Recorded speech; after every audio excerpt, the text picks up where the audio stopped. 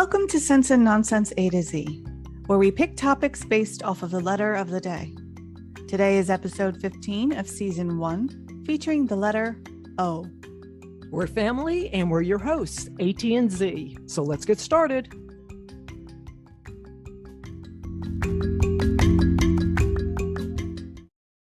We have a Portuguese hello today. Okay. Olá. Really? As opposed to hola, it's olá. Yeah. Interesting. Yeah. Very close. I know.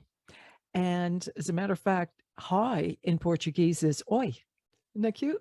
Yeah. Well, I say oi all the time. Yeah. Not as a hi, but as an oi. Yeah. What are you doing?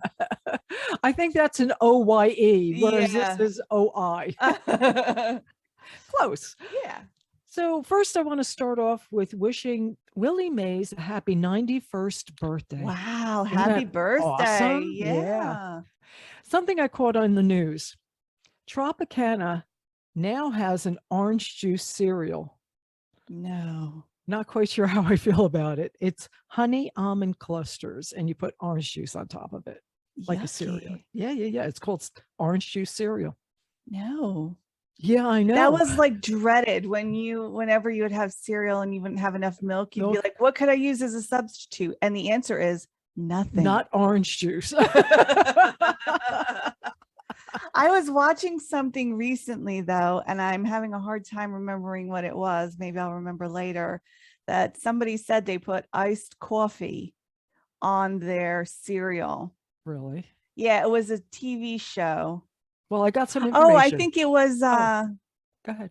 Sweet Magnolias. It was on a Netflix series, Sweet Magnolias. Oh, yeah? I think that's what it was. Yeah. Okay.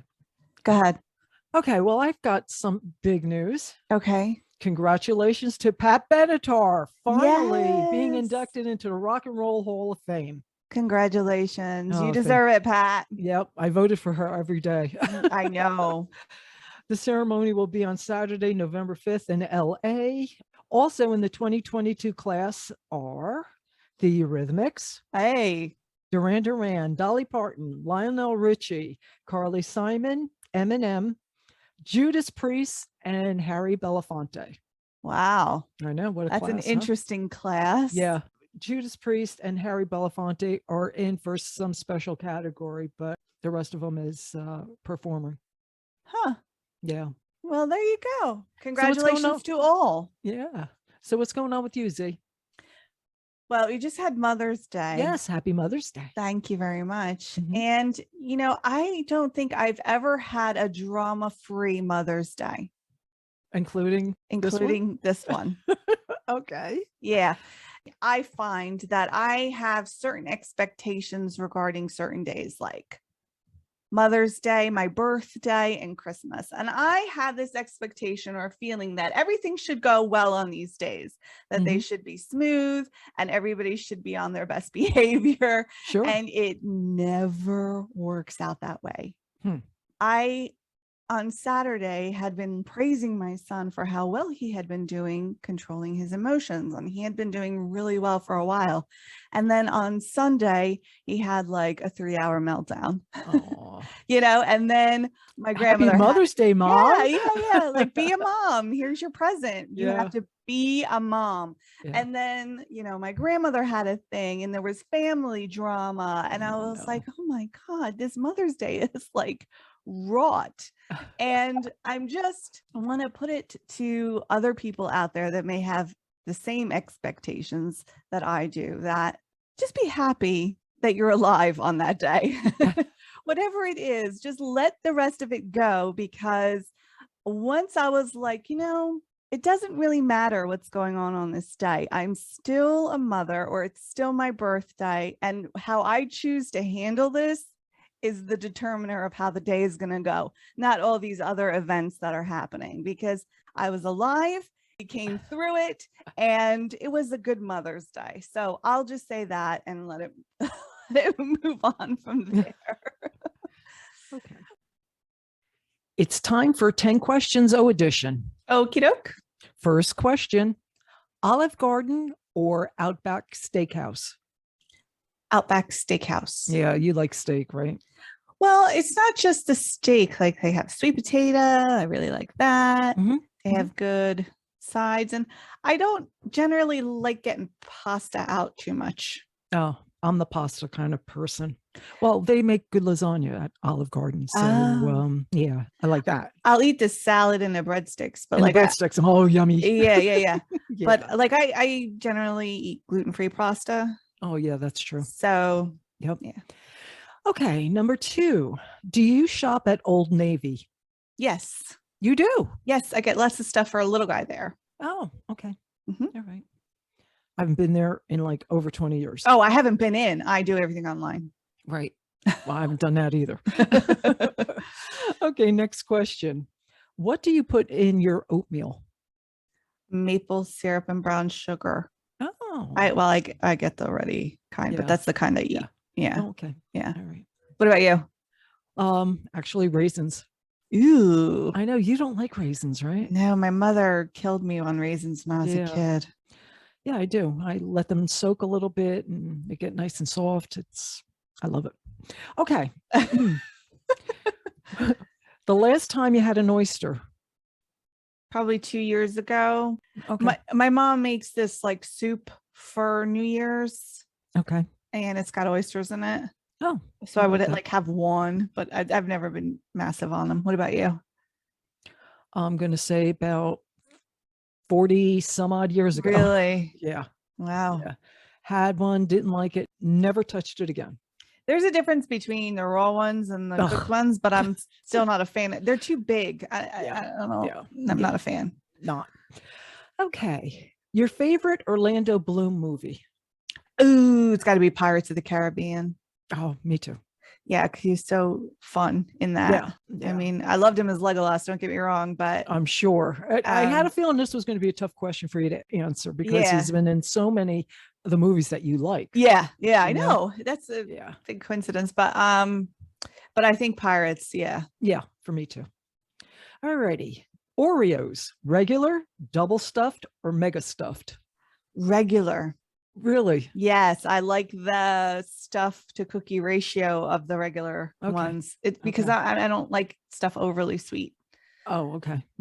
All right. I What like the double stuffed, and I looked into that. The double stuffed isn't exactly double stuffed. No. Is it 1.5?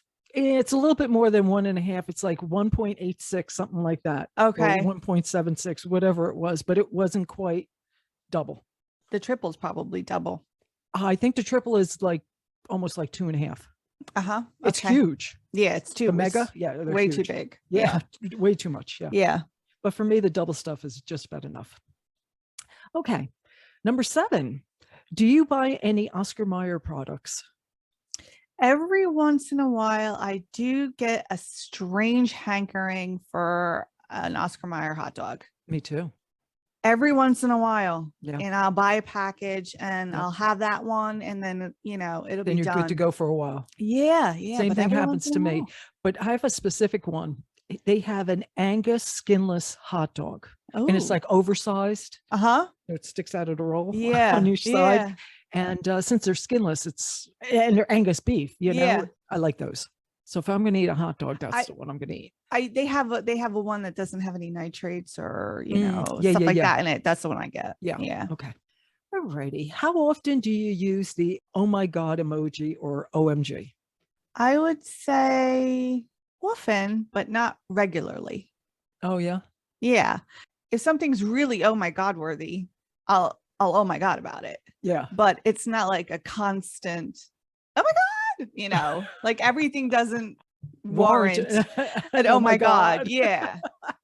Yeah. But I use it often. Oh my god. Yeah, I know. Yep. Okay. Why do people eat octopus? I really don't know. It's like calamari is a thing. It's a big thing. I'll tell you something. Little guy ate it once. Squid's different. Squid's a little different, right? Okay. Well, I don't know. I don't know that it is. All right. Maybe I should have asked, is squid much different than octopus? I don't think it is because they're rings, right? I don't know. I think it's all about the breading. I think it is. And I think it's all about how big the rings are too. Yeah, if they're real big, they're all chewy and gross. Right. Isn't that the octopus that's really big and chewy? Yeah. Not so much the squid. The squid is a little on the tender side, and you could probably choke that down. Some people in Asia, but it's like, why octopus? They just eat it as like a delicacy. Yeah, I don't like the slimy things. I don't like sushi or anything like that. Yeah, I don't either. Cook it, please, and then I'll eat it. Yeah. I'm not even that big on it cooked. Oh, really? Yeah, I've tried so many times, but yeah, for me, sushi is bait. Period. Okay, last question. Is orange the new pink? No, and it will never be. I was waiting for you to say, whoever said orange is the new pink was seriously disturbed. Yeah. That's what I was waiting for. I couldn't remember the quote, but no, it's definitely not. Yeah. Orange might be the new black, though. How about that, right? Yeah. Are you watching it? I am watching it. Yeah. Is it good? It's good because you're watching it. Okay. Yeah.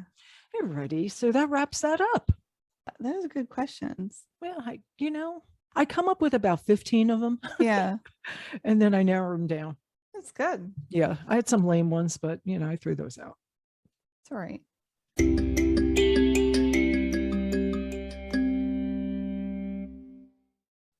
I'm going to talk about my favorite actress. Okie dokie. Octavia Spencer. Oh, good choice. Mm-hmm. Mm-hmm. Born May 25th, 1970 in Montgomery, Alabama. We know that date. Yes, my yaya's birthday is also May 25th. And according to the birthday book, is the day of the bold one. Whatever their degree of sophistication, May 25th people are fighters. Above all, they recognize the freedom from tyranny, both for the individual and the group, is of the highest importance. Also, whatever they do is beautifully crafted and executed. And I find that to be true for my yaya. Yeah. And I find it to be true for Octavia Spencer as well. Mm-hmm. Miles Davis and Ian McKellen were also born on this day. So Octavia's mother had died when she was about 17 years old, and she had already lost her father. And along with her siblings, they had promised their mother that they would go to college. In 1990, she interned on The Long Walk Home with Whoopi Goldberg, and she was so enamored of Whoopi, she was like ready to go to LA, drop everything, and go pursue this acting career and become an actor. And she told her story to Whoopi, and Whoopi said, "Don't do that. Wait. Hollywood will be there. Get your education because you promised your mother." And that's what she did. She went to Auburn University and graduated in 1994. Nice. Yeah, I thought so too. Yeah. So between 1996 and 2013, Octavia has played a nurse at least 16 different times. Exactly. Exactly. Talk about typecast, right? I know, right? Starting with A Time to Kill in 1996 with Matthew McConaughey. She played Rourke's, or if you're Matthew McConaughey, Roark's nurse. And that was Sandra Bullock's character. And I remembered her in that movie. I thought she was great as the nurse in that movie, but I didn't really know it was her until years later, know? Sure. She was on an episode of The Big Bang Theory, the Euclid Alternative in 2008. And that was the one where Leonard was working nights, so he couldn't drive Sheldon to and from work. And it makes the rest of their friends crazy because they're trying to give him rides, but he is just so obnoxious the whole time. But they get together and they do like this intervention to make him learn how to drive. Right. And Octavia is the woman at the DMV who gives him the permit. That's right. And her part is so small, but she is the most funny. She's my really God. Good. She did such an awesome job. Look at that sign. Does it say I give a damn? Exactly. Like, oh my God, she's so good. I'm going to talk about one of my favorite movies that she's done, which was The Help in 2011. She played Minnie Jackson, and she won the Academy Award for Best Performance by an Actress in a Supporting Role, playing a maid in 1960s Mississippi. And she made less than $1 an hour, and she worked 6 days a week for white families. And this movie is based on Catherine Stockett's book, and it was rejected 60 times before it was eventually published. Wow. It was on the New York Times bestseller list for 103 weeks, and it spent 6 weeks at number 1. There are some critics of this movie that say it has a white savior narrative. And while I do feel more time should have been spent on the maids' perspective and their experiences, giving them a greater voice, I do think that this was an important movie, and seeing the way the majority of these maids was treated was very eye-opening. Not to mention the tightrope of danger that had to be traversed to try and do anything about it from both sides. Mm-hmm. Octavia's acting is impeccable in this movie. Then we come to 2013 with Snowpiercer, and Octavia was in this with Chris Evans and Ed Harris and Tilda Swinton. This was about an ice age brought on by man, and about 1,000 people board this nuclear-powered train that circled the world and kept them alive for over a decade. And there was a class system on board, and the people in the back of the train were the lowest class, and the people in the front of the train had all the power. Mm-hmm. The people in the back staged a sort of revolution. And there was this one scene where they were supposed to fight through one of the carriages, and it was going to be like very dark. And Octavia was really afraid of getting hit, and like really afraid. She didn't want to get hit. Right. And even like by accident, she didn't want to get hit. And she told Chris Evans about it. And he went and he talked to the director. And the next thing you know, she wasn't in that scene anymore. And she said she'll be forever grateful to him for doing that. Okay. Yeah. Yeah, she was really afraid, like really, really, like she was having a panic attack over it. And he's like, don't worry about it. I'll take care of it. Sure. So she was in 2 Divergent series movies, Insurgent in 2015 and Allegiant in 2016. She plays Joanna.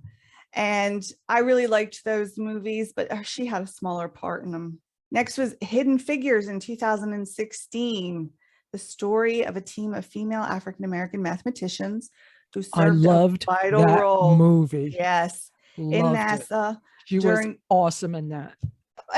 When I saw that movie, I said, wait a second, is that the woman who was in Legally Blonde 2? I really didn't know who she was, other than I knew her face. I got you. Yeah, what a great movie. Loved it. So this is about the women who served a vital role in NASA during the early years of the U.S. space program. She played Dorothy Vaughan, and she said Dorothy Vaughan was prolifically named throughout the internal NASA documents.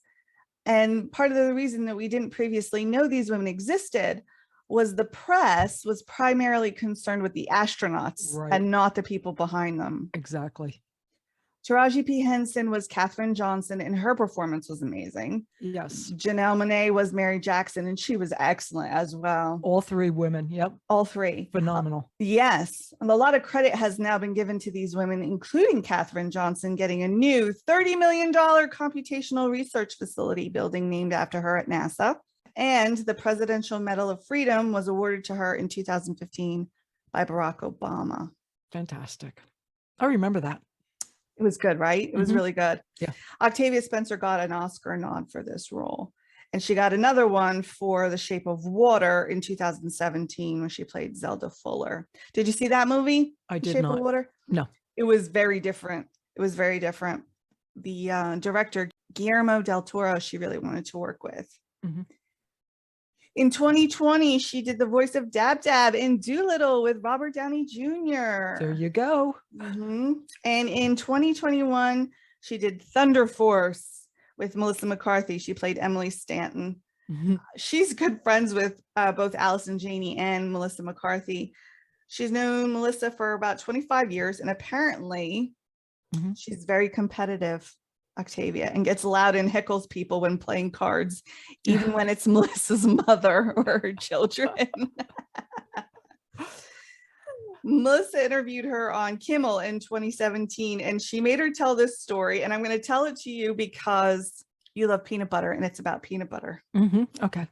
She loves peanut butter, and apparently like 20 years ago, she would eat her peanut butter off her spoons, and they were poor and struggling back in the day. And she kind of lived off of this peanut butter, and she had a roommate at the time, and she would be pissed and yelling at the roommate because there were never any spoons, and she would buy more spoons, and then the spoons would go and disappear. Okay. And the same thing. She was like, why are you eating my peanut butter? Don't eat my peanut butter. Where are the spoons? Where is my peanut butter? Stop eating my peanut butter. You know, she was getting all verklempt over it. And then one day she was spring cleaning and she flipped her mattress and she found all of these spoons caked with peanut butter. What? Shoved down the side of her bed. And it turns out that she'd been eating peanut butter and then tucking the spoons away in her sleep. Oh my God, really? Yeah. And she never apologized to her roommate either. She was just kind of like, oh, oopsie. Whoopsie. Yeah. She loves meatloaf, especially Melissa McCarthy's. Antiques and jams. So she's with us on the jam. Uh-huh. And I love this quote from her. She said, meeting Oprah Winfrey, I cried like a baby. Meeting Steven Spielberg, I cried like a baby. Meeting Denzel Washington, I gushed like a crazy woman. Appropriately so. Yes. And there's also a pretty cool picture of her next to Barack Obama just losing her mind in the White House, which I can imagine. Pretty awesome. Sure. Yeah. Sure. So that's Octavia Spencer. I just wanted to touch on her because she's done a lot of things. She's done a lot of things. She's got a lot of credits. A ton. Yes. Yeah. Did you ever see Ma? No, but she looks so scary. And it is scary. It's scary. Yeah, I'm not too big on scary movies. Yeah, I'm not either. But I've seen some clips from it and I'm like, oh my goodness, that's intense. Couldn't continue watching it. No. It was like, oh no. Yeah. She said that, that's hard for her too. She had to think of it in her head, like not play it out this way, but she had to think of it as like a comedic thing because there's no way she could handle all of the like stabbing and stuff like that. Yeah, it's tough for her too. Yeah. I couldn't do it either. So I understand. No, she's real good. She is. But isn't it funny? I've always pictured her as a nurse because she's played a nurse so many times. Yeah, I know. Or somebody like in uniform or something. Yeah, yeah. I mean, but a lot of times, I'm looking at her and I'm going through the movies and I'm like, a nurse. That's right. I remember her being a nurse in that too. Yeah. And she was a nurse in that too. I'm like, holy cow. So I started counting them. And then I'm like looking it up and I'm like, this is a thing. She played a nurse like 16 times. How about that? Crazy. Cool. Thank goodness she's not doing that all the time now because she's wasted. Yeah. But yeah. She's moved on. Yes, thankfully so. But what I like about her, she's super grounded and she's got a great sense of humor, but she's just a terrific dramatic actress as well. Yeah.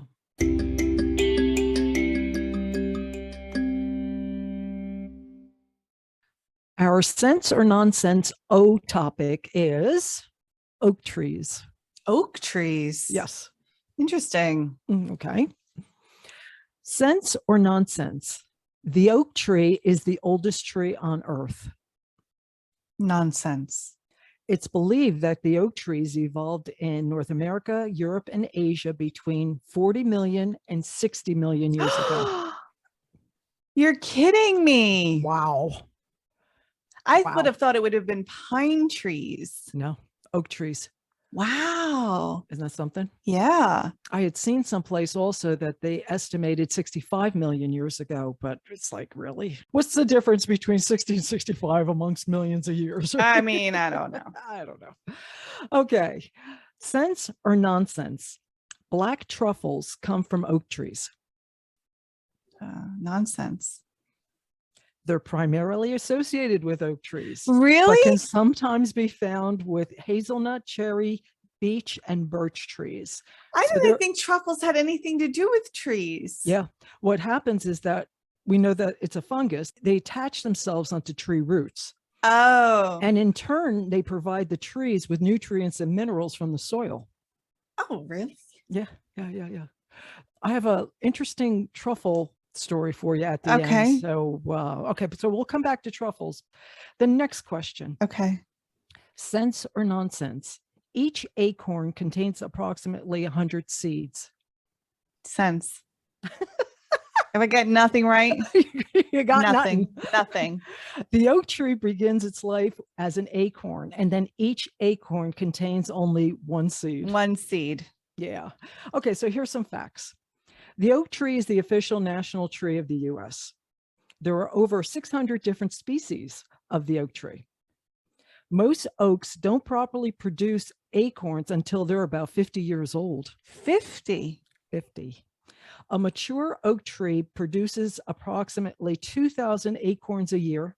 However, only 1 in 10,000 acorns becomes a full-grown oak tree. On the average, oak trees live approximately 200 years, but some can live over 1,000.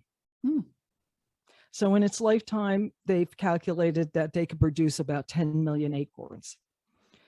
Wines and whiskeys are aged in oak barrels, primarily because of not only their flavor, but they become leak resistant, which is also the reason why the Vikings built their ships with oak. Huh. Yeah. And then in ancient times, people worshiped the oak tree, associating them with Zeus and Jupiter, because they believed that they were just so tall and so mighty and so strong that they extended to the gods. Gotcha. Was the idea. People went to oak trees to make important decisions, and they also got married under oak trees, thinking that it's going to bring them good health and happiness and longevity. Going back to the truffle that I mentioned earlier, I had seen a 60-minute clip with Leslie Stahl. She went to France about the truffle industry, which is questionable. Okay. There's a lot of garbage that goes on. However, she talked to a Frenchman. The Frenchman used pigs to identify where truffles were underground. But they stopped using pigs because the pigs would eat the truffle before they could get it out of its mouth, right? And then they started using dogs, because the dogs would dig, identify where the truffle is. The Frenchman would go there, pick the truffle, and it's like gold to them. Yeah. Because not just to them, not just to them, to chefs. Yeah. Right. Around the world. Yeah. They're ridiculously expensive. Very. So the one Frenchman said, this is funny, I love my wife, but I love my dogs more. Well, if she can get out there and start identifying truffles, maybe the tides would turn for her. Yeah. I got everything wrong. Yeah. I'm sorry. I don't know squat about oak trees. I knew that about the acorns, though. Why did I say that? Yeah. I knew that. Yeah. So we had some information on oak trees. See, we're not only entertaining, but we're educational. Apparently, I need it. No.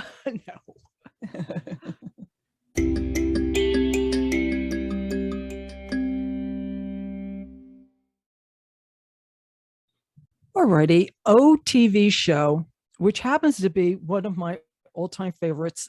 During that time, it was my favorite. On November 13th, Felix Unger was asked to remove himself from his place of residence. That request came from his wife. Deep down, he knew she was right, but he also knew that someday he would return to her. With nowhere else to go, he appeared at the home of his friend, Oscar Madison. Several years earlier, Madison's wife had thrown him out, requesting that he never return. Can two divorced men share an apartment without driving each other crazy? Da-dun, da-dun, da-dun. The Odd Couple, my favorite, and we're talking about the TV show. For anybody who doesn't know the opening, it was originally started as a Broadway play back in 1965, written by Neil Simon.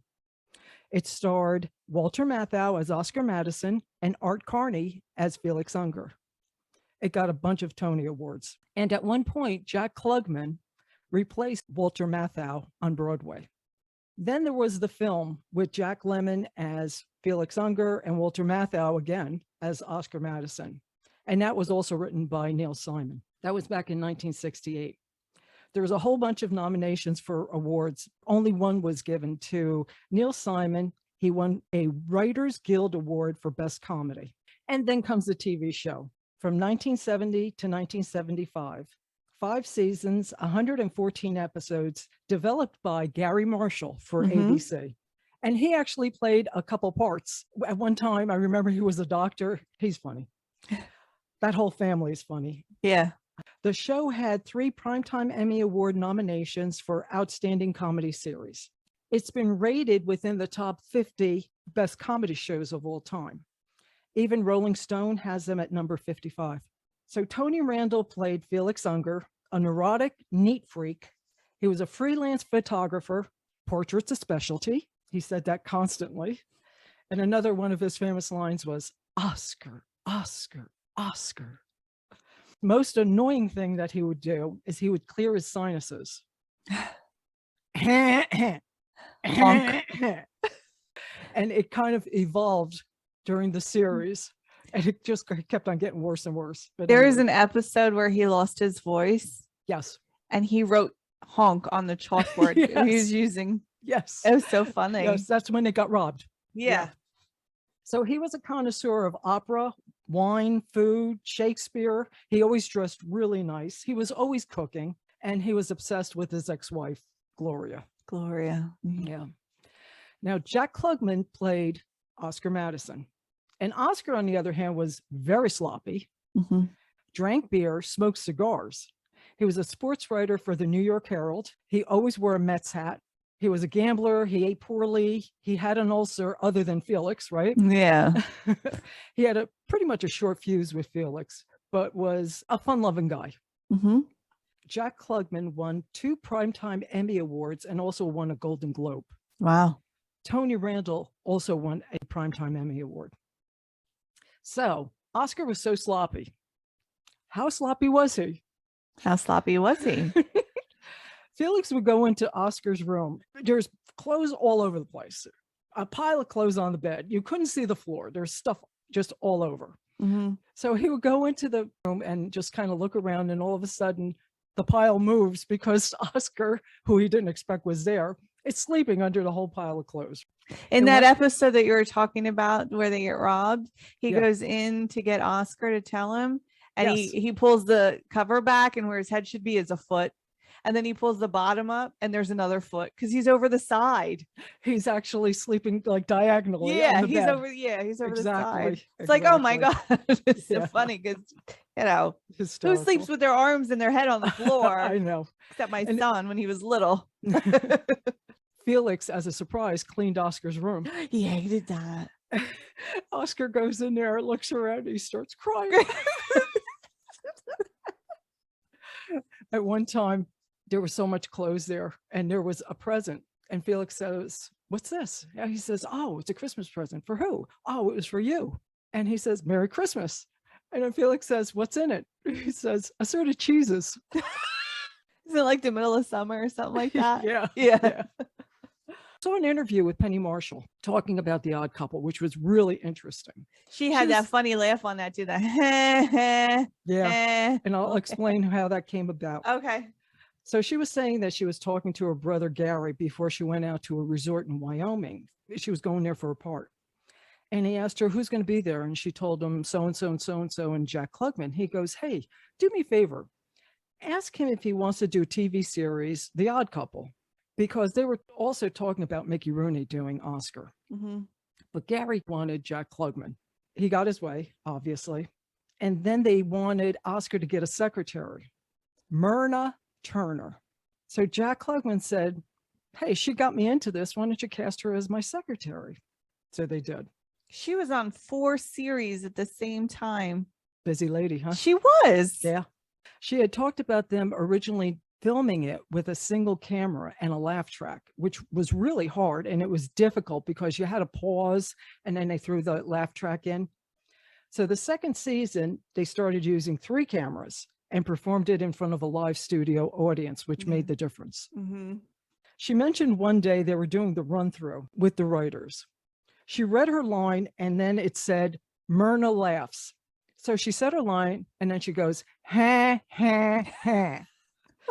The writers went ballistic and they were like, "Oh my God, that's perfect. That's going to be your laugh." So she was the whiny secretary. "Hi, Mr. Madison." Yeah. So a couple of zingers and one-liners. Felix says, "Everyone thinks I'm a hypochondriac. It makes me sick." And then the exchanges are fantastic.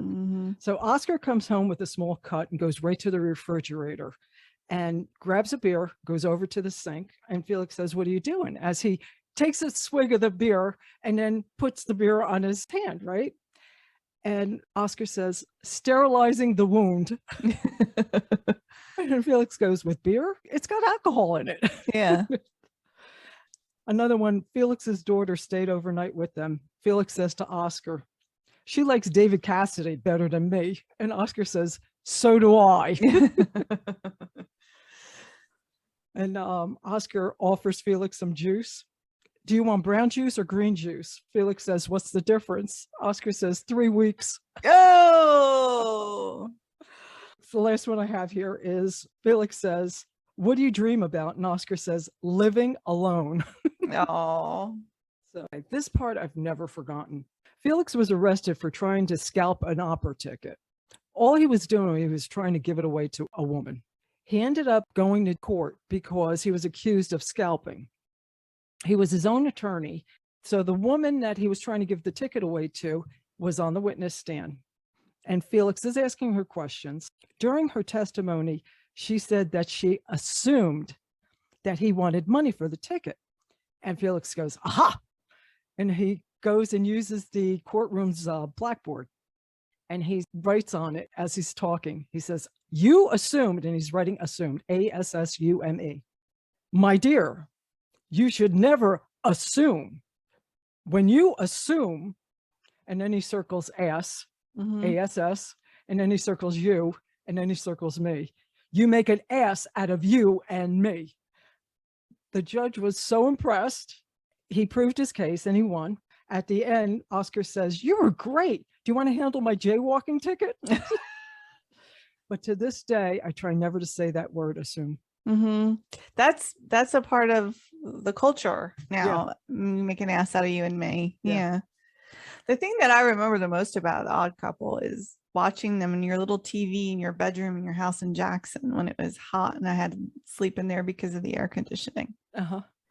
And you'd always have The Odd Couple on late at night. Yeah. Throughout the years, TV Guide rated 2 specific episodes as their 100 greatest episodes of all time. The Fat Farm is one episode that came up. The guys went to a fat farm. It was just ridiculous, but it was hysterical. But my favorite episode is the password episode. Yeah. They had a set all set up with Alan Ludden, and Betty White was the one celebrity, and Jack Klugman, who was a famous sports writer at that time, right? He was the other celebrity. So Betty had a contestant and Oscar had Felix as his partner.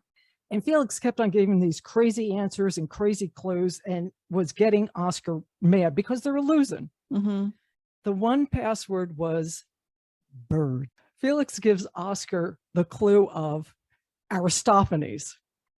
And Oscar's like confused and he's going, Greek? And then the other team gets it. So they had a commercial break of which Oscar turns to Felix and says, stop saying this ridiculous stuff. Aristophanes is ridiculous, you know? And he kept on saying, this is ridiculous. Stop. Give me these ridiculous clues, right? And then you hear the announcer say, you know, we're back. The next password is ridiculous. And then it goes to Oscar.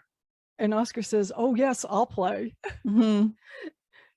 He gives Felix the clue, Aristophanes. And Felix thinks about it, goes, ridiculous. And of course, you know, you knew that that was kind of coming. And the studio audience is hysterical. They're laughing the whole time. But such a great show. I thought Jack Klugman was excellent. They incorporated a lot of their personalities into that. Gary Marshall, you know, Tony Randall was an opera lover. So that's why Felix was an opera lover. And, and from what I understand, Jack Klugman did do a lot of betting. Yes. Stuff like that. So they really incorporated a lot into their characters. It was well done. And really they said, true to their characters, like Tony Randall was always worried that they were going to get canceled or they weren't going to get picked up for another season. And, well, that was a situation every year. Yeah, but he was like really worried about it. He'd be really worried about it. And Jack Klugman would be like, stop worrying about it. It's going to be fine. It's going to be fine. You know, so they were well cast for their characters. No doubt. Because their personalities lent themselves to that. Yeah, I loved it.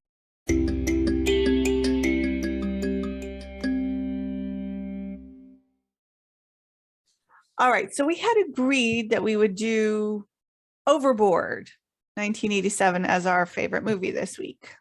Right? Really a favorite movie. Really. It's not just the O. It's my second favorite movie of all time. Right. So it has Goldie Hawn and Kurt Russell in it. And coincidentally, also directed by Gary Marshall. There you have it again. I know.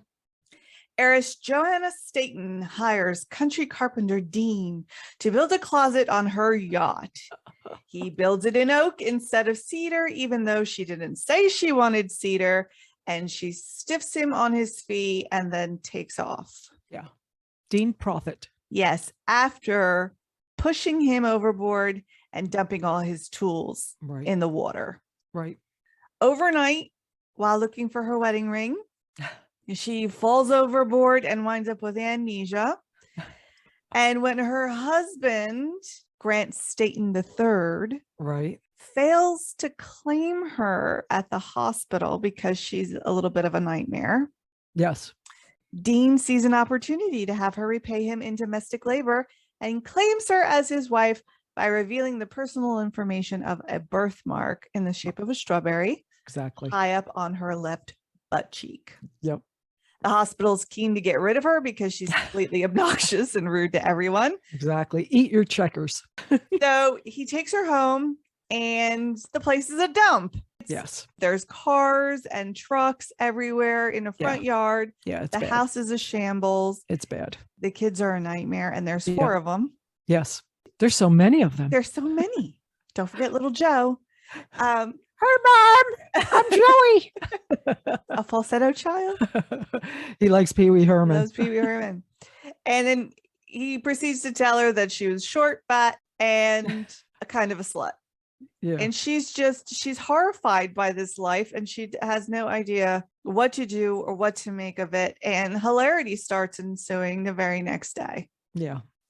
I love the thing I really love about this, and I think about it all the time when I think of this movie, is her making them sandwiches for the first time on their first day. Yeah, with the M&Ms. She's just dipping into all the jars, peanut butter, jelly, mayo, mayonnaise. It's all going on. Exactly. And then she just like pressing the M&Ms into the white bread. Yeah.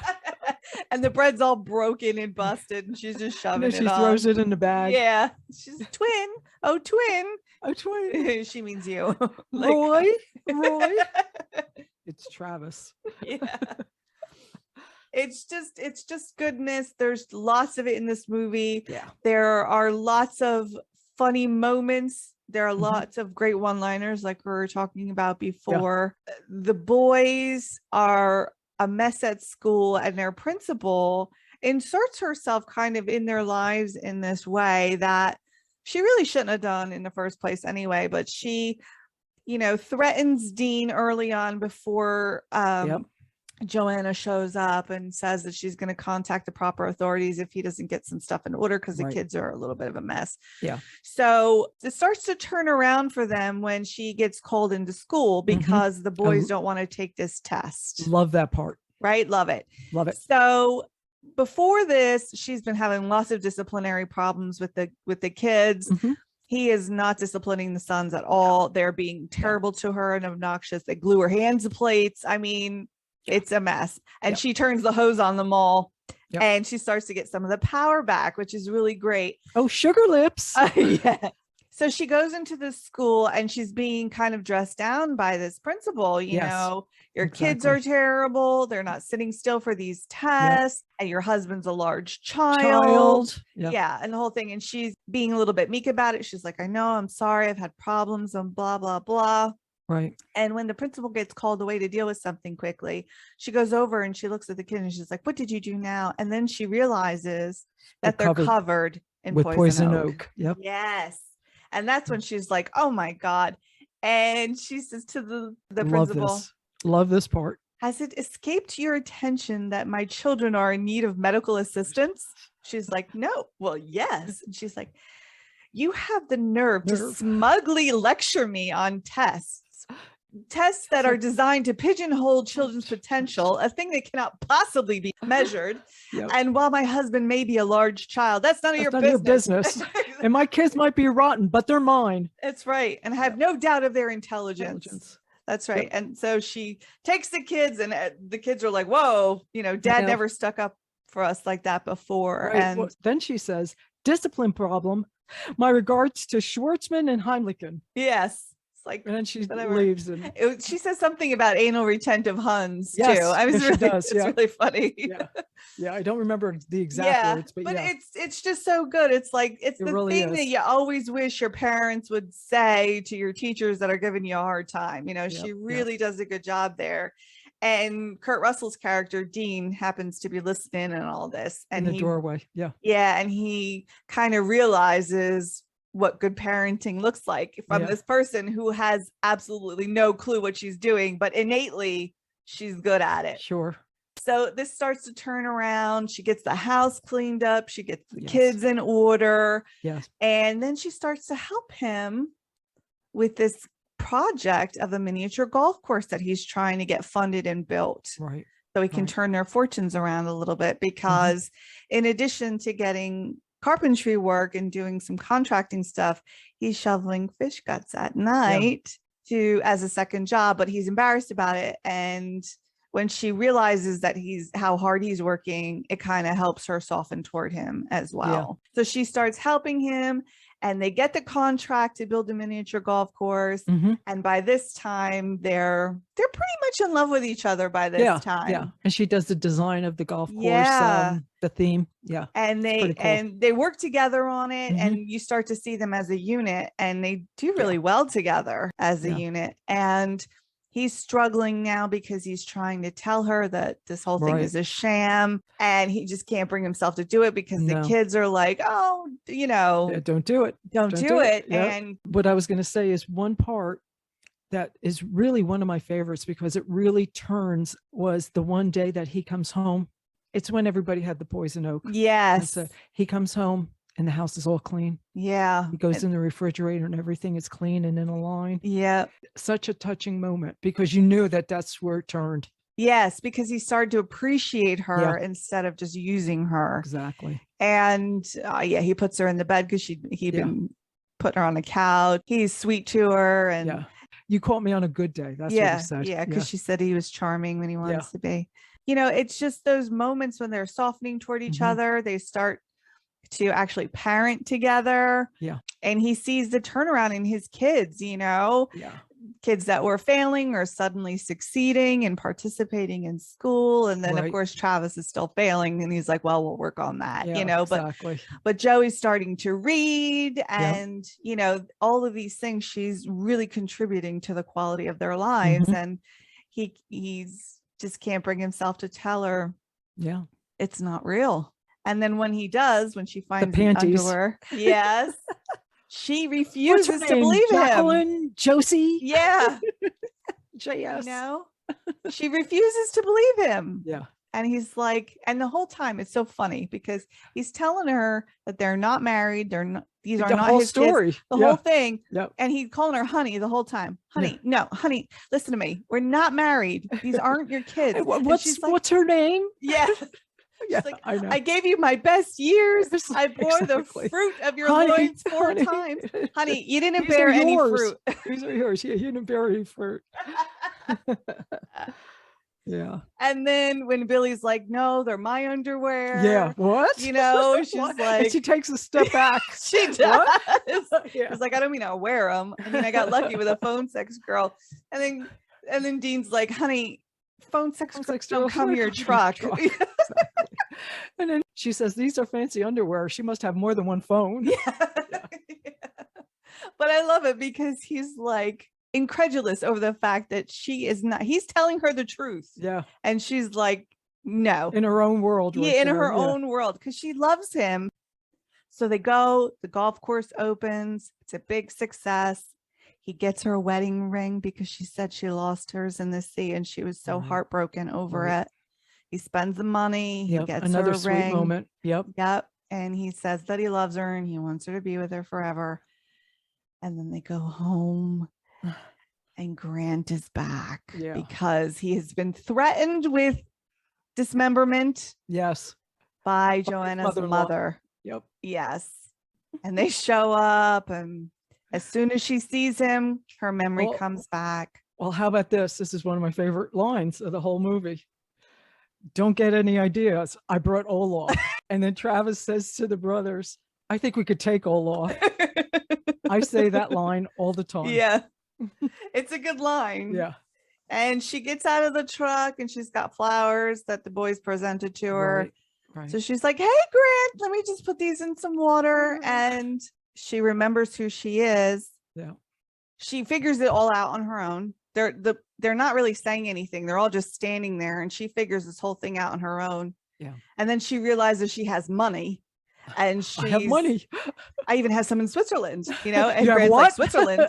Yeah. And she's like, thank you so much for bringing me here and making me a wife and a mother. And she's like, why did you do that? Like, you're that sweaty carpenter who hates me. And his world is crumbling and the kids are crumbling. And she's heartbroken because it wasn't real. And she's just been betrayed by somebody who she really loves. Yeah. And he says she loves the kids too. She loves the kids. Yeah. And the macaroni necklace. She's got that macaroni necklace on that Joey made for her. And you know, he knows it's over and there's nothing he can do. So he just says, you know, Joanna, for what it's worth, thank you. And she leaves and gets in the limo and the kids just pour out of the truck and they're just beating on the windows. You said moms don't leave. Yeah. And she's heartbroken. And they get back on the yacht and Grant makes Andrew the butler and the captain shush about what he was doing in the meantime. Keep mom on all the ladies he had over and all the partying he did in her absence, and her mother's there, and she brought the therapist, Dr. Corman from New York. I got it. Tofuti Klein. Yeah. What a jerk. And she's doing all these things. She's middle class now. Yeah. And she's drinking beer and opening bottles with the side, and she's rising to get a serving plate to serve her mother, and everybody's and when she drinks out. the beer, good stuff. Yeah, because that's what they said during the movie. Yeah, but the point is, she is not this person anymore, and her mother is like, well, I ever get the debutante I raised back? And you're sitting here as a viewer going, God, I hope not, because she was horrible. She was a horrible creature. But I love after everybody goes to bed. Yeah. Then she goes down into the galley and the crew is there and they're doing tequila shots. Yeah. You know, lick, shake, lick, drink, suck. You know, and it's just funny because she's having a real moment with them, and especially Andrew, and she apologizes to him for being so hideous to him for so long. And that's another part I love. Yeah. That she behaves so badly and she apologizes. And then she asks him, does he think that she's crazy too? Yes. And then he says, oh, no. Most of us go through life with blinders on, but you had a rare privilege of escaping your bonds for just a spell. What you choose to do with that information is entirely up to you. Love that. It is a very touching moment. And through that, you can see how touched he is, but she really gets him on her side. Oh, yeah. You know, she has definitely recruited him.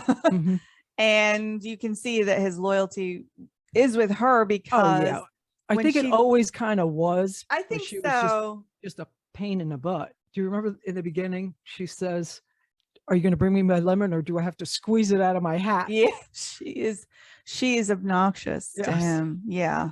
He doesn't do anything right, really. He's a really sweet man, and she treats him very poorly. Garbage. Yeah. So she decides through the course of the night that this is not her life. She doesn't want to live this life anymore. She doesn't want to be with Grant. So she turns the boat around and is headed back to Oregon. And Grant wakes up and he is not happy with that decision. No, the land's on the other side. Yes, Captain Carl. So he goes up and he takes the helm from Captain Carl and he turns back around and she's like, it doesn't matter what you do, I'm getting off. And we're getting divorced. And he's incensed because nobody ever leaves the state. And what's love got to do with marriage and all that. And then she said something to him which prompts him to say, I should have left you in the psych ward of that hospital where I found you. Yeah. And she realizes that he knew. Yeah, he knew she was where she was, and he decided to leave her. that just solidifies everything for her. She knows she's making the right decision. And then Dean and company arrive on a Coast Guard cutter. And they honk 3 times because that signals his arrival of his love. And she's excited and she runs down and gets her macaroni necklace and her wedding ring. Right. Then before they get to reunite, the Coast Guard gets news that there's salmon poaching. Right. And they're going to take off. And she's like, wait, where are they going? You're leaving. He's leaving. And so Dean does the ultimate romantic gesture. Yes. He screams, Katerina, and jumps off the boat. And she screams, Arturo. And she goes to jump off. And Andrew's no, madam. I can't let you do this. Not without a life jacket. Yep. And he is swimming towards her. The Coast Guard boat turns back around because man overboard. Right. And she's like chomping at the bit to get in the water. And Andrew's like, you should really play a little hard to get. Tell my mother I'll call her. Yeah. And she jumps in and she's just swimming. We talked about this before. She's swimming nowhere. Yeah. She's going nowhere. He's making progress, but she's going nowhere. And then Grant tries to shoot her with an arrow. I remember the first time I ever saw the movie and I was like, oh no, not after all this. Yeah. It's not a pointed arrow. It's a flat arrow. Not that would have been good. It would have probably hurt her, but I don't think it would have killed her. But in any event, Andrew comes to the rescue and kicks him overboard and gives his notice. Yeah. So there's a man overboard, right? A woman overboard in an evening dress, and another man overboard. Right. And man overboard is kissing woman overboard. Yes. It's a hell of a day at sea, sir. Yes, it is. And so then they're on the deck of this Coast Guard boat. And after she, has told him that the money is hers. Right. And he freaks out and kind of slides back into the water when they're being rescued. She asks him if he's told the boys. And he says, yes, they're making their Christmas list. And then he says, what can I ever give you that you don't already have? And she looks at the kids and goes, a little girl. And it's so sweet. Very sweet. It's so touching. And that's the end. I'm just kissing on the boat with all the kids and we go off. And it's just a wonderful movie. And don't forget, in the beginning, Grant was pressuring her to have a baby. And her mother says, well, you can't have a baby because you won't be the baby. That's right. I saw this one interview that Kurt Russell did, and he was talking about Overboard. He had mentioned that bathing suit scene where she's on the boat and she bends over and he sees the birthmark. Gary Marshall gave Kurt Russell the camera. So that's Kurt Russell shooting that shot. Oh, really? So she could, that's nice. Yeah. I thought that was cool. That's good. He's considerate. There are a lot of moments in that movie that are really sweet. Yep. I can't say enough about it. It's so well acted. I love it. And their kids, Goldie Hawn and Kurt Russell's kids, were young when this movie was made. So Wyatt Russell took his first steps on the set of this film. Oh, yeah. They were always on set with them. So that was nice. It was a nice family film. Yeah. Yeah. Cool. You know what I just found out? Mike Haggerty, the guy who played Bad Billy Pratt, just passed. Really? Yeah, he was only 67. Oh, I'm sorry to hear that. Yeah, me too. He did some episodes of Friends. Do you remember him on Friends? He was the super. Yeah. Mr. Teeger, I think, or something like that. Trigger. That's it. Yep. He was also on Married with Children. He was also the Amico guy on Curb Your Enthusiasm. How about that? So, I'm sorry to hear that. Yeah. Very sad. Very young.